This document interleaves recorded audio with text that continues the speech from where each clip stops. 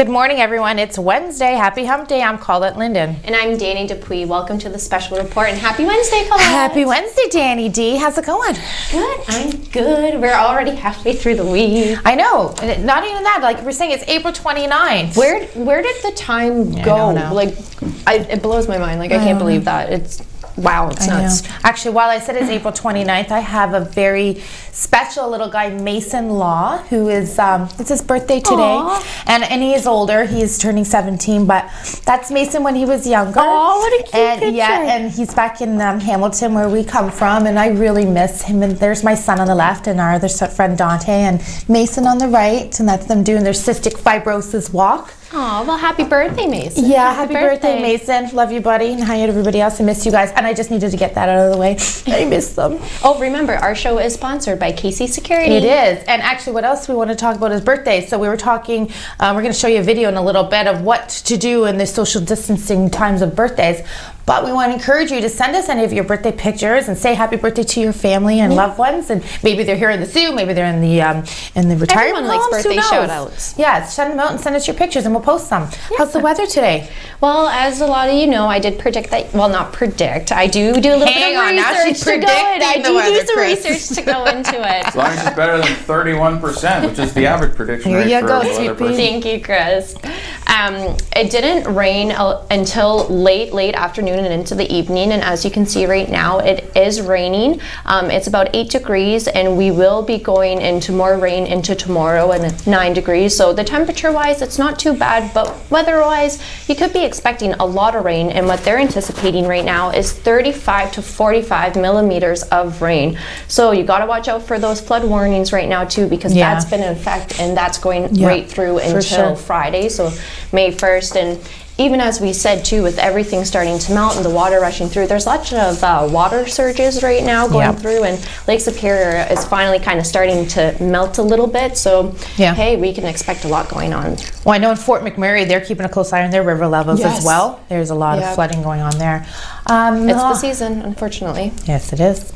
Okay, now it's time for Chris Oldcorn. What do you have for us today, Chris? Well, thank you very much, and good morning, Sault Ste. Marie. Going on the birthday theme, about 3 hours ago, British Prime Minister Boris Johnson and his girlfriend Carrie Symonds announced that they have the birth of their healthy baby boy at a London area hospital. So congratulations.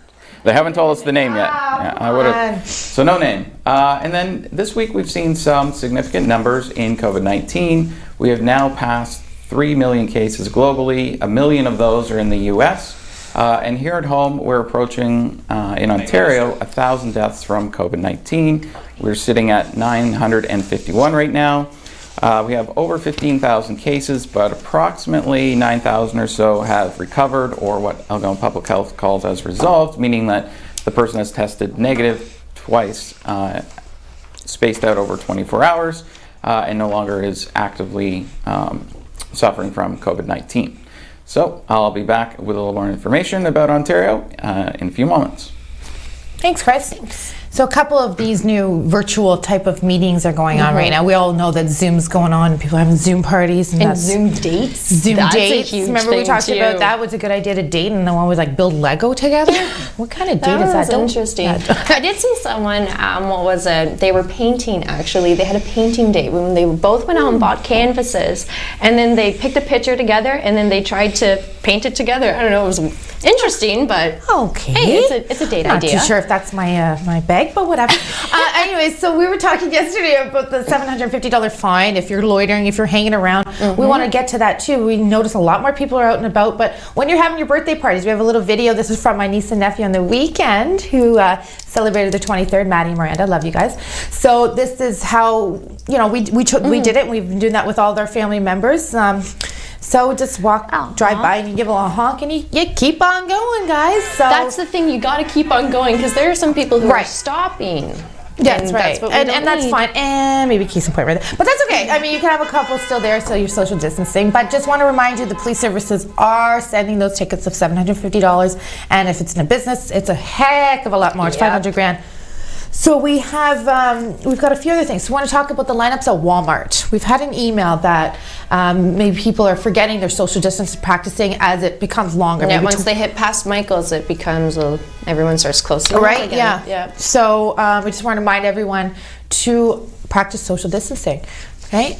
We have our hashtag in this together SSM video for you with that badass eatery. So good. The Breakfast The Pig. Breakfast Pig. I interviewed Angela Caputo, and she's an amazing person, and what they're doing is amazing. Here you go. Enjoy the video. The Breakfast Pig is known as one badass eatery, and they certainly are living up to that name with all their charitable work during this time. I'm here today with Angela Caputo. She is the owner of the Breakfast Pig. Hello, Angela. How are you today? Hey, I'm doing great. Thanks for having me. Oh, no, thank you for sharing your time with us. I'm just going to jump right into it. What are you guys doing to help flatten the curve and continue your business running right now? So this was obviously a huge surprise to everyone. And I think all businesses, especially in the Soo that I've seen, have really been reinventing themselves. And we're working really hard as restaurant owners, and every industry is really having to reinvent to be able to serve people in these new parameters.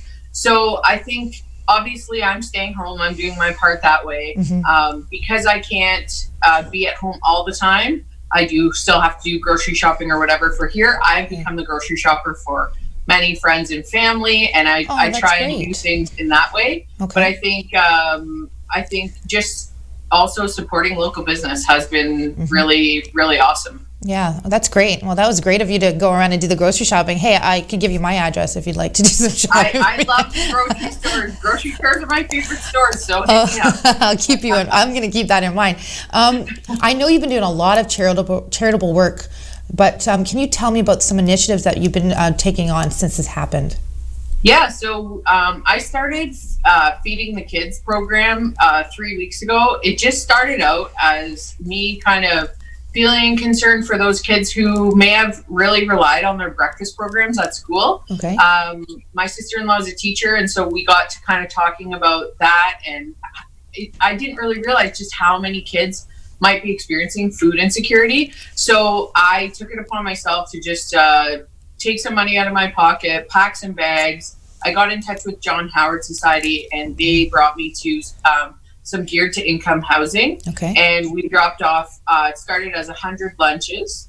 And I posted a picture on social media, and in true Sault Ste. Marie form, our city really rose to the occasion. I asked if anyone wanted to donate. Okay. We're currently sitting just over $10,000 in donations. Wow. Yeah, so we've expanded the program to now we're just over 230-ish kids in 4 housing complexes. And we do that every Monday. So it's been really rewarding. Yeah. Lock City has partnered with us. They're providing us with little milk for all the kids. Okay. And like I said, John Howard has partnered with us as well. That's great. You actually gave me goosebumps just for what you're doing. I mean, it's really, truly an inspiring, and that goes with the other businesses that you're working with too. That I love this community for that. Now, I understand your business hours have probably changed. Can you tell everyone how to get a hold of you and maybe take out one of your breakfast packages and what your hours of operation are now? Yeah, so we're actually working on like reduced hours. Next week, it's going to expand. We're really fortunate to be bringing staff back. So next week, we're going to be Wednesday to Sunday. And we're 8 a.m. to 5 p.m. every day. Okay. Every Friday, we're doing a fish fry, which has like exploded, taken off. It's huge. It's so awesome. So to get in for that, you just have to call us on Saturday for the following Friday, as it has been selling out. Oh, that's awesome. The best way to follow all of this for us is through our social media pages. I really, really, really keep that updated. We update the menus and our hours, and any information that anyone needs to know, follow us on Facebook and Instagram. Awesome. Well, you heard her, Sault Ste. Marie. Follow the Breakfast Pig. They're one badass eatery. Thanks, Angela. I wish you all the best, and thank you for doing so much for this community. Have a great day. Thank you so much. And can I add just one little thing? Of course you can. I know we're going to get a lot of people asking about the Feeding the Kids initiative. So if anyone does want to donate to that, donations are still open. You can e-transfer the breakfast pig at gmail.com. Okay. And just put in the comment, feeding the kids. Feeding so I the know kids. what it's going for. That's great. And we'll make mention of that on our show this afternoon too. Awesome. Have a great day. Thank you.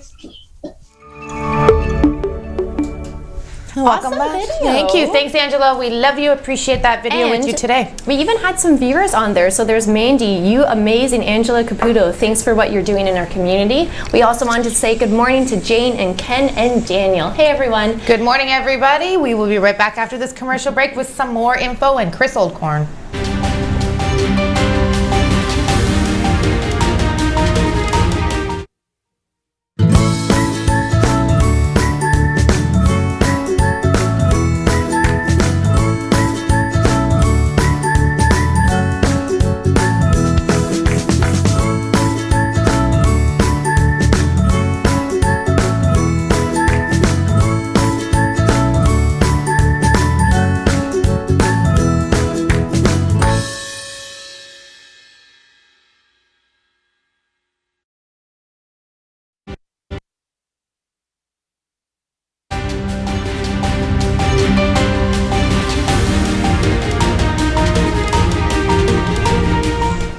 Welcome back. It's that time. Over to you, Chris. Thank you very much. Alrighty, so we're going to look at some of the numbers across Ontario now. Unfortunately, our cases went up to 525 new cases yesterday, which is up from only 437 on Monday. Monday we hit a record at 57 total deaths. On Tuesday we now hit another record at 59. Doug Ford wants to remind everyone that when you're out in public, please social distance. We've mentioned it that there's various stores where there's lineups and people aren't social distancing, or they're stopping to talk with people and they're not social distancing outside. It's important that we keep up the social distancing because that is really helping to stop the spread of COVID-19. Unfortunately, the amount of tests that we were doing, we got up to basically 12,500. That has now dropped back down to about 11,000. So it's not going in the direction Doug Ford wanted it. He wants it to be around 14,000. Now the good news is we actually have less people now in the ICU and we have less than 1,000 people hospitalized due to COVID-19. But the real concern is in long-term care homes. Long-term care homes account for about 75% of the total deaths, and there is 176 outbreaks at long-term care homes across the province. That's up from only 150 just a few days ago. Another issue that we're having right now is healthcare workers. Of the total amount of people who have tested positive for COVID-19, healthcare workers account for 14% of that. Now, one other statistics that has come out now, just yesterday, was that 35 people have died from cardiac surgery they were supposed to have that was canceled because of COVID-19. We don't know if all 35 would have survived had they had the surgery, but however, it did come out yesterday that there was 35 people waiting for cardiac surgery who had their surgeries postponed and have passed away in the last few weeks. I talked to Dr. Lucas Castanelli about that on two different types of death counts, one for COVID-19 and one for people who have had things canceled on them. And I'll have more on that later today. Back to the desk.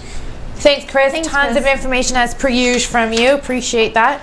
So this afternoon when we come back at 1 o'clock, we will be joined with the Premier at Queen's Park. And who will he be with today? He will be with Christine Elliott again, who's looking fine and sharp in her new loved clothes. her dress yesterday. And Stephen Lecce, so Minister of Education. Maybe they're taking the kids back to school. Just kidding. No, they're not. Have a great morning. We'll see you at 1 o'clock. See you, Sault Ste. Marie.